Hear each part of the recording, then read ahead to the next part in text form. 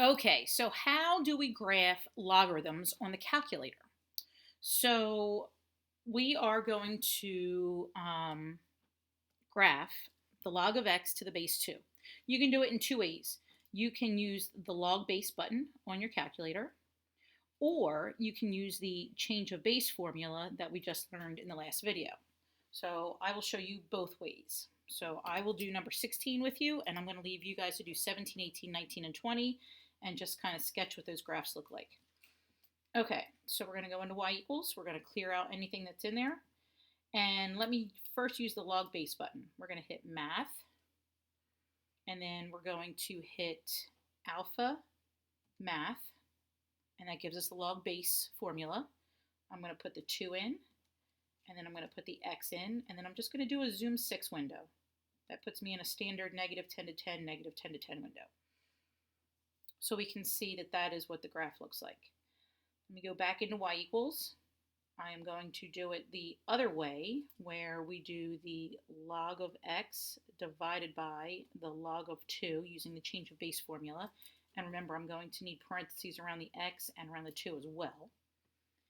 So parentheses, log, the log button, x, close the numerator, divided by the denominator,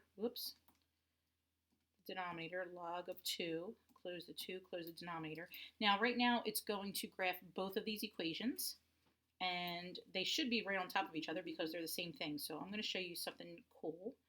You can go all the way over here to the left, and right now it graphs just a regular line, but if you hit enter, it'll make a thick line, or it'll shade above, or it'll shade below, or it'll do a tracer, and then a tracer without a tail, or a dotted line. So I'm going to make the first one regular and the second one thick, so you'll be able to see that they are exactly the same equation. And there you can see that it's making it a thicker line. So either one of those formulas, you can use the log base button, or you can use the change of base formula to put any of these into your calculator. Actually, with these two, there is an ln button and there is an log button. So you don't have to use the log base or the change of base buttons. You can just use the ln or the log button. Okay, so I want you to pause the video and I want you to graph those four functions. And when you come back, we're going to talk about what's going on down here. So go ahead and pause. And we're back. Okay, so I wanted you to note that when the base b is greater than 1, the graph was increasing. So it looked like that. But when the base was between 0 and 1, say 1/2 or 1/3 or 2/5, any fraction between 0 and 1, the graph is decreasing, just like it was with exponentials. Did you also notice that the graphs always cross the x-axis at the same point? They all cross at the point 1, 0. They all crossed right there. Did you also notice that they never crossed the y-axis? If you're not sure, go back up and look at your sketches and take note of those two pieces of information. So because it never crosses the y-axis, the vertical line x equals 0, which is the y-axis, is a vertical asymptote on the graph of the logarithmic function. Okay, so let's talk about domain and range here for a second. So let's think about this. The domain and range of exponential functions, I'm off the screen, there we go. The domain was all reals. You could put any number into that function for x. You could do e to the -1, you could do e to the 52, you can do e to the 7.5. But your y values were only positive. We always had graphs that looked like that, or they looked like that for the exponential functions. So our range values were always greater than 0. We were always above the x-axis. Well, exponential functions and logarithmic functions are inverses of each other. And inverses, their x and y values are interchanged. So if you think about domain as your x values, your inputs, and your range values as your y values, your outputs, then they interchange as well. So the domain and range of exponentials becomes the range and domain of logarithmic functions. Okay, so we've talked about a bunch of things with logarithmic functions. We learned that they have vertical asymptotes at x equals 0, which is the y-axis. They have an x-intercept at 1, 0. They have a domain x values greater than 0.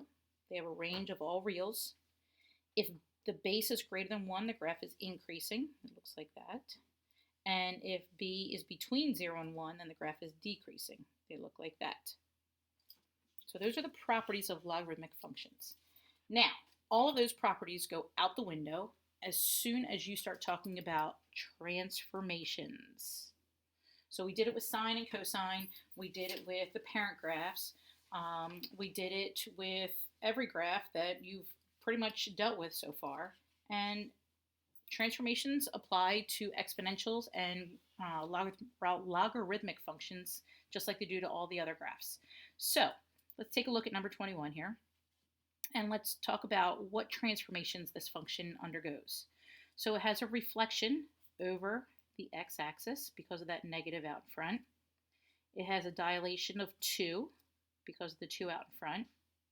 It's going to move left 3 and down 5 because of the plus 3 and the minus 5. Okay, so let's think about that.